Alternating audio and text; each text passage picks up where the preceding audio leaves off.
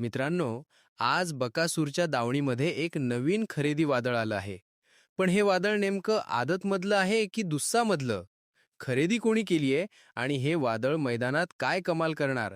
या सगळ्या प्रश्नांची उत्तरं तुम्हाला या व्हिडिओमध्ये मिळणार आहेत. त्यामुळे व्हिडिओ शेवटपर्यंत नक्की बघा. मित्रांनो, बकासूरच्या दावणीमध्ये पुन्हा एकदा मोठी आणि चर्चेची खरेदी झाली आहे.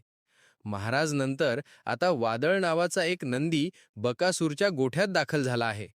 ही खरेदी केली आहे नाथसाई प्रसन्न मोहिल शेठ धुमाळ सुसगाव, वैभव भाऊ शेठ साळुंखे सुसगाव, सागर शेठ कटरे घानंद, सावकार ग्रुप मुळशी. मित्रांनो, ही खरेदी आजच पक्की झाली आणि माहिती मिळताच तुम्हाला अपडेट देणं गरजेचं वाटलं म्हणून हा व्हिडिओ. सबंध महाराष्ट्राचा लाडका बैल बकासूर, ज्याने मैदानात स्वतःचं नाव केलं, मालकाचं नाव केलं. आता त्याच दावणीमध्ये महाराज आणि आता वादळ.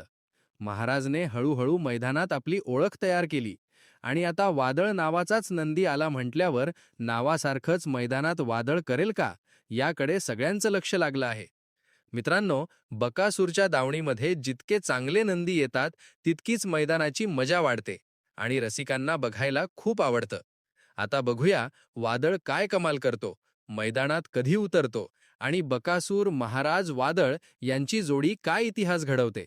वादळला खूप खूप शुभेच्छा आणि अशाच खात्रीशीर अपडेटसाठी नाद चॅनलला सबस्क्राईब करा, व्हिडिओला लाईक करा आणि तुमचं मत कमेंटमध्ये नक्की सांगा. जय महाराष्ट्र.